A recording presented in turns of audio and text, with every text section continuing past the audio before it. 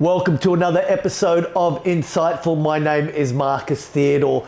Today, videographers, photographers, I want to discuss how to guide your clients, how to offer them your suggestions without shooting down their hopes and dreams of their wedding day. What I mean by that is your couples heavily they lean on you for your guidance and your expertise and your experience, of course. An example I could give is I have a couple getting married, very little time between ceremony and venue, a very short period of time. And in there needs to be some family photos that need to happen just after the ceremony. And then, and the importance of their portrait session, they really highlighted how important it was for us to photograph and film something really creative, something really dramatic. However, the location doesn't allow for that at all. We need to go off-site. So we suggested that we don't do family photos. We do them throughout the evening. It's not as pretty. It's not going to be as pretty because we're not going to have that natural light. However, we need to sacrifice something. And this is where you need to sort of speak up and say, well, listen, we won't do family photos. They're not as important as you've highlighted your portrait session. So let's go off site. Let's find something. Let's shoot it, get back in time, make sure we're ready for venue. Then throughout the evening, we'll do the family photos.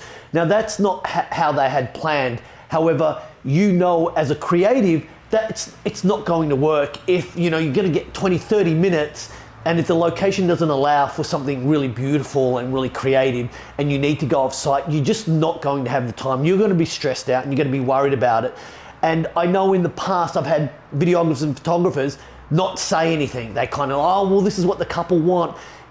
Absolutely, this is what the couple want, but the couple are relying on your knowledge and your expertise. They're relying on your experience of how things normally run. So it's really important. I mean, I've even said to the fact where the wedding is happening and I find out there's 450 people. And, I'm not frightened to say, look, I really believe you need to invest in a second videographer, just someone covering the angles. There's a lot of people. You have loads of activations, little things are happening throughout the evening. I can certainly cover it, but I won't cover it as well as having a second videographer. I want to make sure that I cover all my bases for you.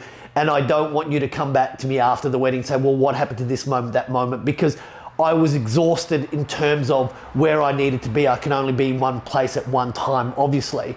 So it's important to speak up and say, look, and I know it's an investment and I know there's a budget that's involved, but if you feel like it's going to be the best thing for the couple, most definitely speak up and ask them and say, look, this is what I'm thinking. How do you feel about this? And I know budget may be a constraint, but I really believe to get the very best out of your wedding day, we need a second videographer, a second photographer. We need to start a little bit earlier. We need to end a little bit later. These are the things that you really need to have conversations on lead up to the wedding, 3 or 4 weeks out from the wedding, to ensure that you're going to capture their day the way it needs to be captured. I hope you have found that helpful. Again, hit me up with any questions or queries. Thanks for watching. Till the next time, bye for now.